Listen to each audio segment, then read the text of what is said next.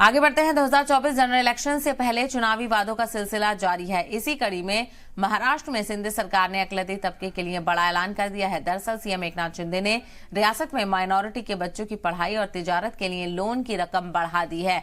अब कम से कम सूद पर लोन की रकम दी जाएगी। रियासती हुकूमत का दावा है कि लोन की रकम से अकलियती तबके के बच्चों की तरक्की होगी। वाज़ेह हो कि मौलाना आजाद अल्पसंख्यक आर्थिक विकास महामंडल की रकम को 30 करोड़ से बढ़ाकर 500 करोड़ रुपए कर दिया गया है।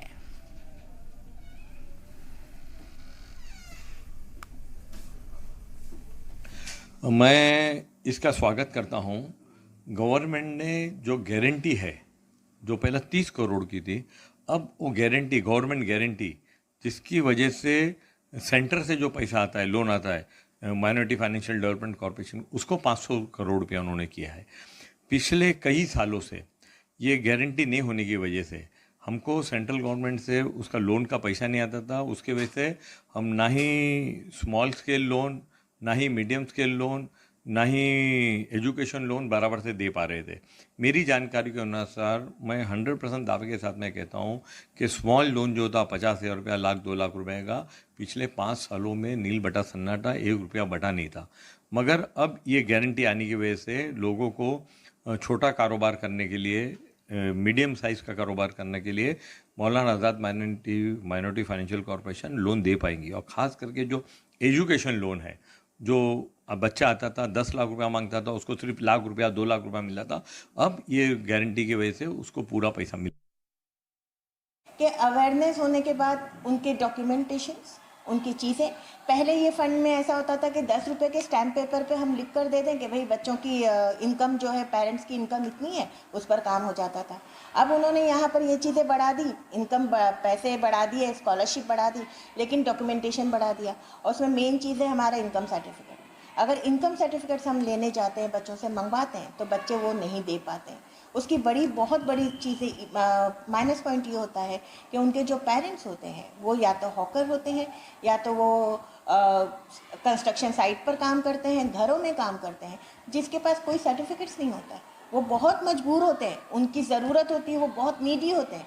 मेन हमको उन्हीं को देना है, उनके बच्चे काफ़ी काबिल भी होते हैं।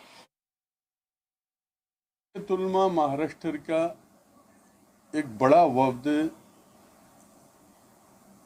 31 अगस्त को देवगिरी बंगले पर नायब वजीर आला की रिहाई घर पर, देवगिरी बंगला, वहाँ पर एक डेलीगेशन ने मुलाकात किया था। वो तकरीबन 2.5 घंटे की मुलाकात थी। उसमें माइनॉरिटीज़ के तमाम इश्यूज़ को नायब वजीर आला अजीत पवार साहब के पास पेश किया गया था।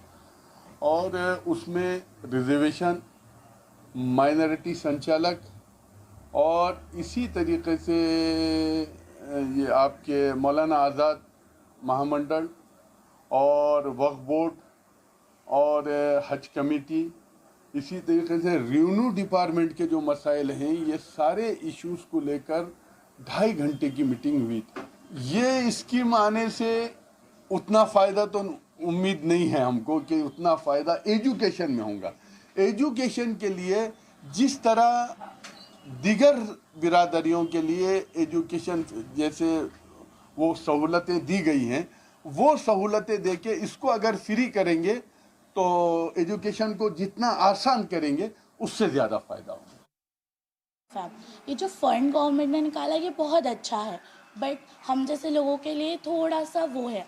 बट जैसे कि ये होता है, जो हमारे पेरेंट्स हैं वो हमें पढ़ने के लिए आगे तो करते हैं, बट ये हो जाता है कि जो डॉक्यूमेंट्स वगैरह जो हमारे डैडी बताते हैं, या मतलब जैसे हम आगे बढ़ने की कोशिश कर तो करते हैं, बट ये जो डॉक्यूमेंट्स वगैरह है, ये सब हमें जो देना पड़ता है, उससे